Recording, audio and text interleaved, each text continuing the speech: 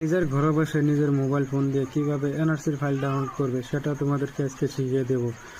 তো বন্ধুরা, ভিডিওটা ভালো লাগলে লাইক করো, শেয়ার করো, পেজটা ফলো করো, কারণ তোমাদের জন্য এরকম নতুন নতুন টিপস নিয়ে আসতে থাকবো যাতে তোমাদের কাছে পৌঁছে যায়, তোমরা দেখে দেখে সব কিছু শিখতে পারো।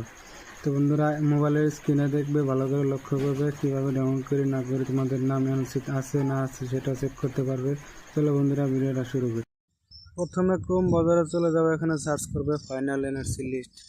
তারপরে এই উপরে দেখতে পাচ্ছ এখানে তোমাদের ইন্টার এআরএন নাম্বার বসাতে দিছে। এখানে এআরএন নাম্বার বসাবে, তোমাদের এনআরসির সময় যেটা লিস্ট দিয়েছিল এনআরসি কাগজটা ওটার মধ্যে আছে এই নাম্বারটা, এটা এখানে বসায় দিবে।